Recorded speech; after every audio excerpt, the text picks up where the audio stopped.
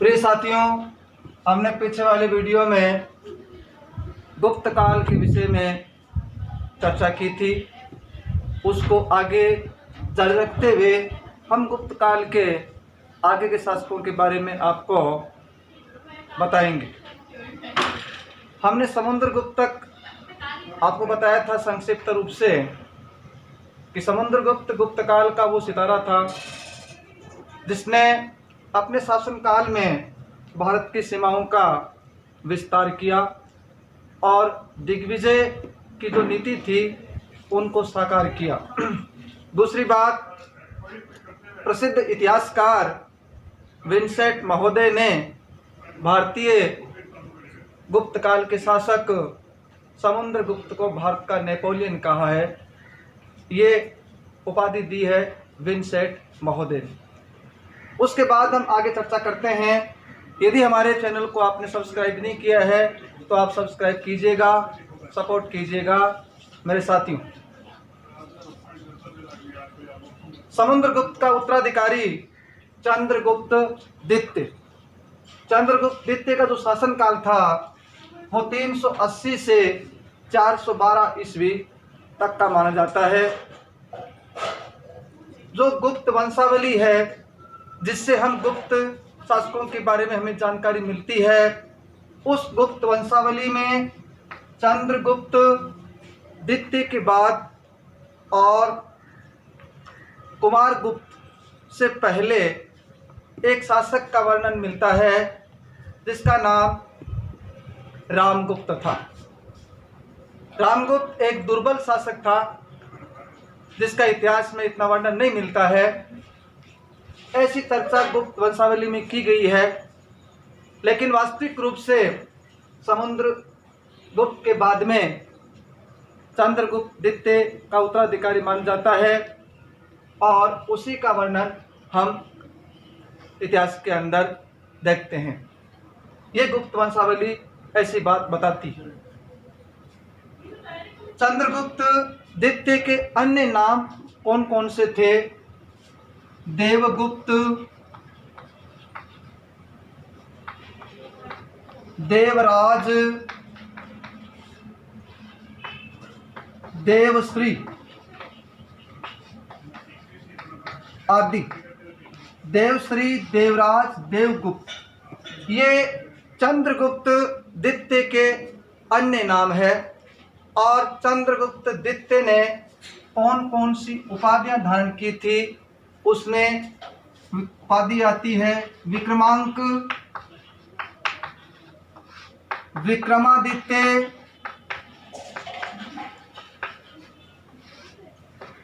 परम भागवत,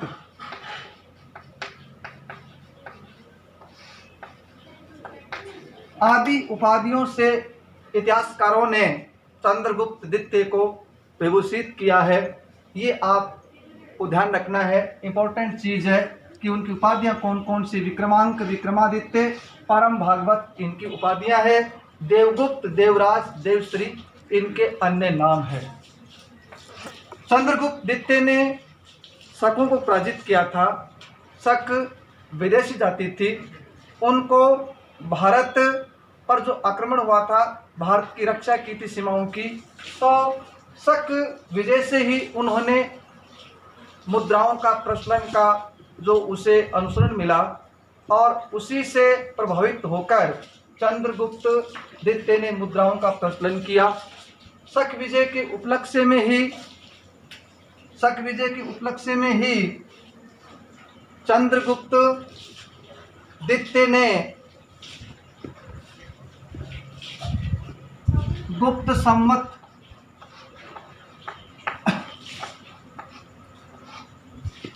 शुरू किया।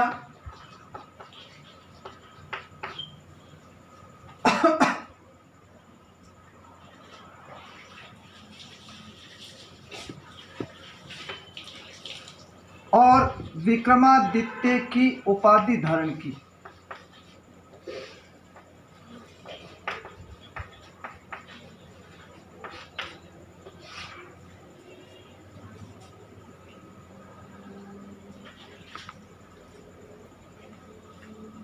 शक विजय के उपलक्ष्य में उन्होंने विक्रमादित्य की उपाधि धारण की।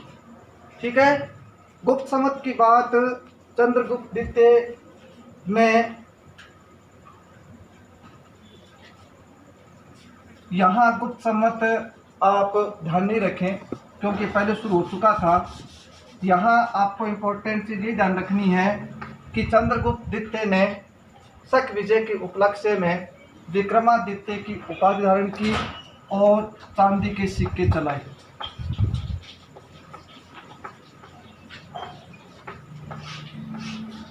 जिन्हें व्याघ्र उन पर अंकित करवाया, व्याघ्र सिक्के इन्हें कहा जाता है। ये सारी चीज़ें उन्होंने शक विजय के उपलक्ष्य में शुरू की थी। ठीक है।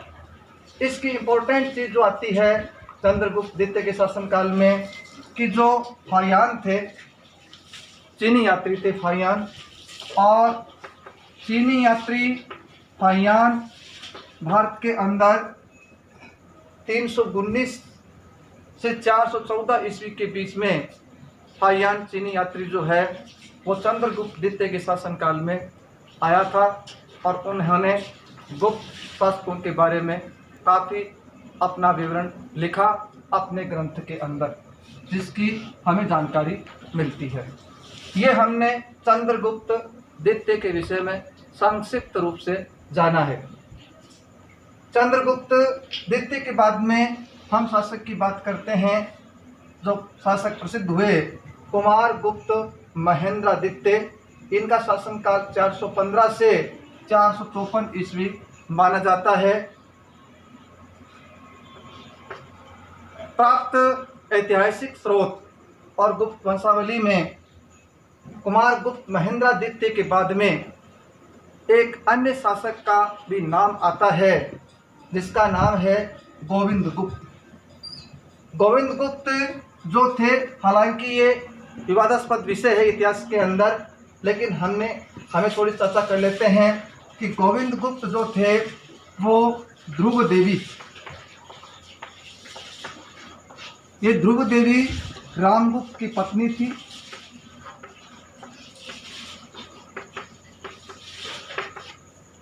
ध्रुव देवी के पुत्र जो रामगुप्त की पत्नी थी, उसके पुत्र जो थे गोविंदगुप्त, उसकी चर्चा होती है, लेकिन ये इतिहास में विवादास्पद है, इसलिए इनकी उपलब्धियों के बारे में हमें जानकारी मिलती नहीं है। ठीक है। तो हम कुमारगुप्त महेंद्रादित्य के बारे में ही चर्चा करेंगे और कुमारगुप्त के बारे में जो विवरण है वो उनके मंदसौर अभिलेख से प्राप्त होता है। मंदसौर अभिलेख से कुमारगुप्त महेंद्रादित्य के बारे में हमें जानकारी प्राप्त होती है। इसकी रचना जो की थी, मंदसौर अभिलेख की रचना जो की थी, वो रचना किसने की थी साथियों? वो रचना की थी वत्स भट्टी। उनका नाम है वत्स भट्टी। वत्स भट्टी ने मंदसौर अभिलेख की रचना की, जो हमें कुमारगुप्त महेंद्रादित्य के बारे में संपूर्ण जानकारी प्रदान करता है। सर्वाधिक अभिलेख, गुप्त शासकों के सर्वाधिक अभिलेख हमें प्राप्त होते हैं। मध्य भारत के इतिहास की हम बात करें तो सर्वाधिक जो अभिलेख है वो हमें गुप्त शासकों के प्राप्त होते हैं।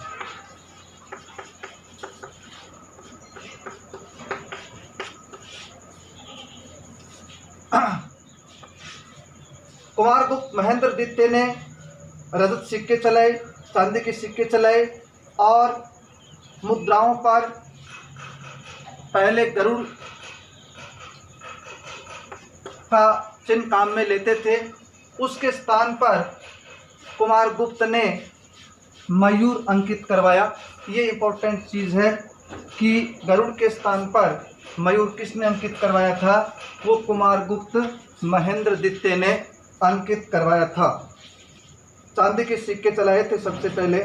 मध्य भारत की हम बात के शासनकाल की बात करें तो गुप्त शासकों ने चांदी के सिक्के चलाए। आगे हम चर्चा करते हैं। कुमारगुप्त की मृत्यु के बाद कुमारगुप्त महेंद्रत्य की मृत्यु के बाद में उसके पुत्र, उसके उत्तराधिकारी स्कंदगुप्त ने गुप्त वंश का शासन संभाला, बागडोर संभाली। इनका जो शासन काल है वो 455 से 467 ईस्वी पूर्व इनका माना जाता है, स्कंदगुप्त का। स्कंदगुप्त के शासन संभालते ही भारत पर विदेशी जाति हुणों का आक्रमण हुआ। एक संकट का सामना करना पड़ा और हुणों के आक्रमण से उसे लड़ना पड़ा स्कंदगुप्त को। उनके बीच में संघर्ष हुआ। स्कंदगुप्त ने जो गिरनार पर्वत पर स्थित सुदर्शन झील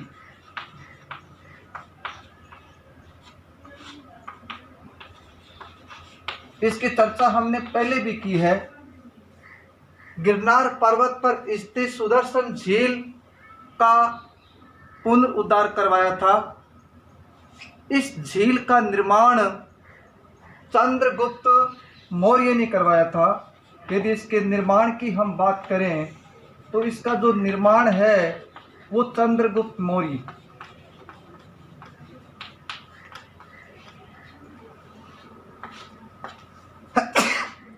चंद्रगुप्त मौर्य ने इस झील का निर्माण करवाया।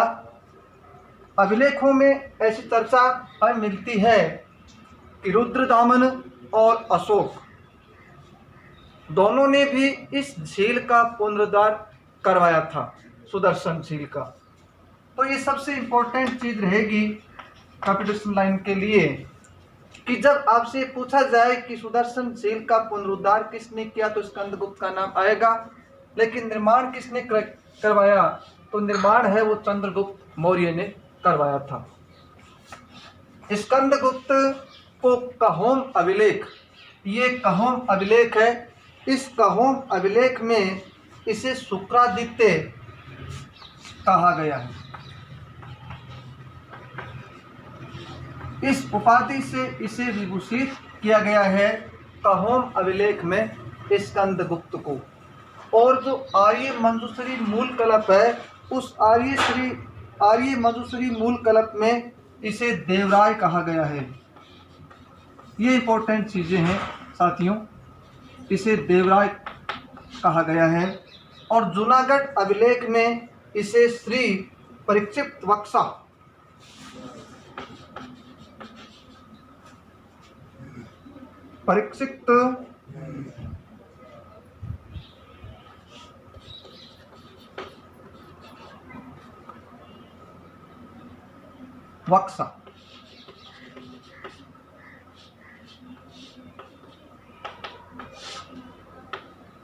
जूनागढ़ अभिलेख में स्कंदगुप्त को श्री परीक्षित वक्सा की उपाधि दी गई है। ये सारी इंपॉर्टेंट चीजें हैं, ये हमें ध्यान रखनी है। गुप्तों के पतन का सबसे प्रमुख कारण यदि आपसे पूछा जाता है तो सबसे प्रमुख कारण है हुणों का आक्रमण। हुणों का आक्रमण इस वंश के पतन का सबसे प्रमुख कारण माना जाता है। ये आपको ध्यान रखना है। जो चीनी यात्री थे हैंसांग,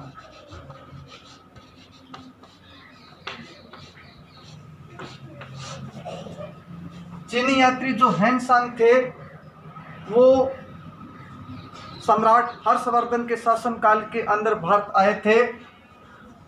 उन्होंने नालंदा विश्वविद्यालय के निर्माण में शक्रादित्य या शुक्रादित्य का उल्लेख किया है। इससे ये प्रमाणित होता है कि स्कंदगुप्त ने नालंदा विश्वविद्यालय के निर्माण के लिए आर्थिक सहायता प्रदान की थी। ऐसा विवरण हैंसांग अपने ग्रंथों में करते हैं। इस वंश का अंतिम जो शासक है वो कुमारगुप्त तृतीय। कुमारगुप्त तृतीय इस वंश का अंतिम शासक।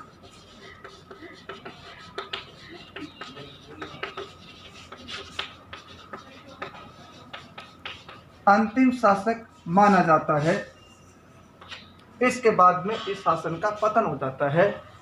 साथियों, हमने गुप्त वंश के बारे में, गुप्त काल के बारे में सारगर्भित चर्चा की।